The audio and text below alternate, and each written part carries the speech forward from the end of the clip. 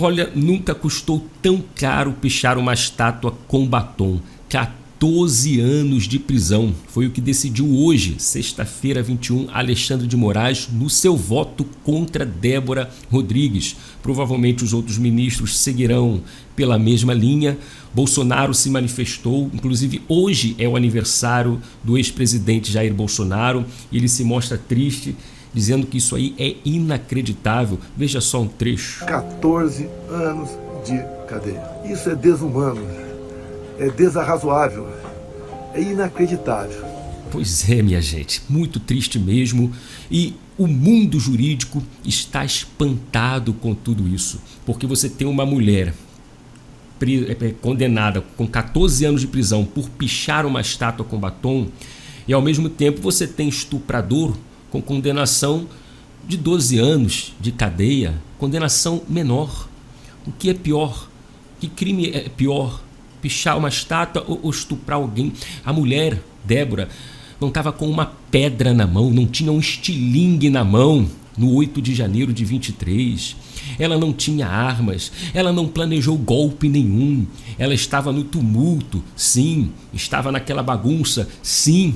Mas o que é isso? É um golpe?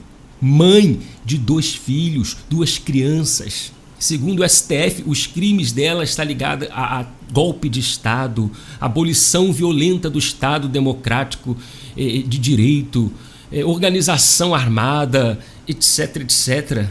Isso não existe. Cadê a justiça do nosso país? Bolsonaro, neste mesmo vídeo, ele chama a população brasileira para o dia 6 de abril, agora, na Avenida Paulista. Mais uma mega mobilização em prol da anistia dos reféns do 8 de janeiro, pela democracia e pela liberdade de expressão. Tantas outras coisas acontecendo também. Dia 25 agora de março será o julgamento de Bolsonaro no STF. O Bolsonaro se mostrou ali apavorado ou indignado com o voto do ministro que ele indicou para o Supremo, que é o Nunes Marcos, que votou a favor de Alexandre de Moraes. Está aí na sua tela a reação de Bolsonaro após Nunes Marques votar a favor de Moraes. Ou seja, dando aval para Moraes julgar Bolsonaro no dia 25. Você colocar a vítima para ser o juiz da causa. Olha só. Bolsonaro se mostrou decepcionado com Nunes Marques após o ministro, indicado por ele à corte, votar pela permanência de Moraes no inquérito do golpe. O ex-presidente não se manifestou publicamente sobre o assunto, mas confidenciou a aliados que ficou perplexo e triste com o voto de Nunes Marques, que foi contra o pedido de Bolsonaro para afastar Moraes do caso. E só o André Mendonça votou contra Dino e Moraes julgarem Bolsonaro. E o STF mantém poder de voto do trio. Trio porque tem Zanin também. Votou a favor do voto do Zanin, alegando que, embora fosse advogado da campanha eleitoral do Lula em 22, ele não fez parte dos processos. Já Dino, que processou Bolsonaro em 2021, era parte do processo. E Moraes nem se fala. Moraes qualquer um entende. É vítima, é investigador, é promotor, é juiz, é corregedor, só falta ser o carcereiro. E olha só que absurdo. Voltando aqui à questão do Nunes Marques, para Bolsonaro, o voto de Nunes Marques foi inexplicável, uma vez que a suspeição de Alexandre de Moraes para julgá-lo seria evidente. A tese do ex-presidente é que, por ser vítima do investigado plano de assassinato por militares, Moraes não poderia relatar um inquérito nem julgar o caso. E é óbvio. E olha só o entendimento da corte na decisão de permitir Moraes no julgamento de Bolsonaro. O entendimento majoritário da corte é que um golpe de Estado atingiria a democracia e a coletividade como um todo, e por isso refutou a teoria de que Alexandre deveria ser afastado. Isso aqui é ilusão de quem acredita que houve um golpe de Estado. E o mesmo discurso de sempre, estão defendendo a democracia. Então vale tudo, vale passar por cima do direito, da lei, da Constituição. Uma vergonha, minha gente.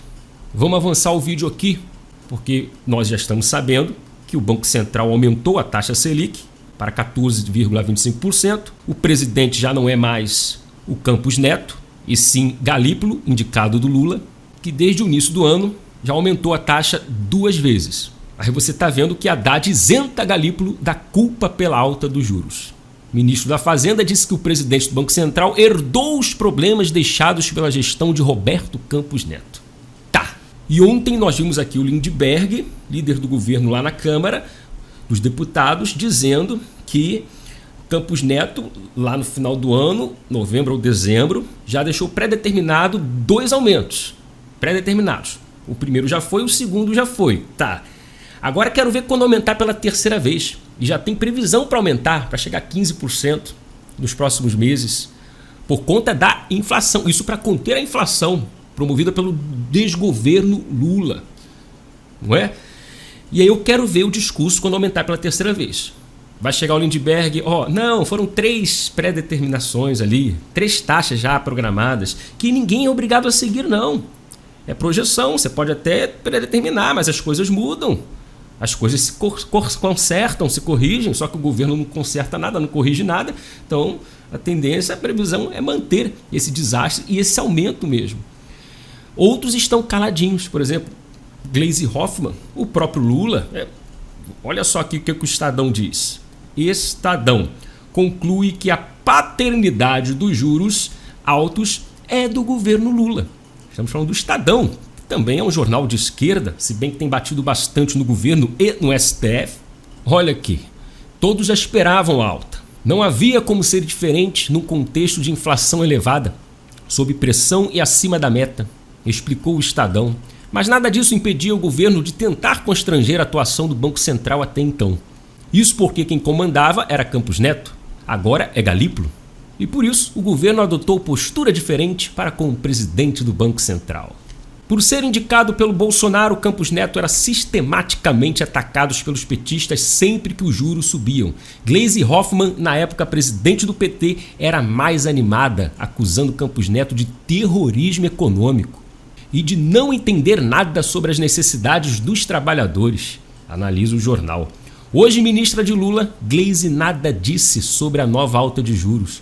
E o silêncio, neste caso, diz muito. Dona Gleisi.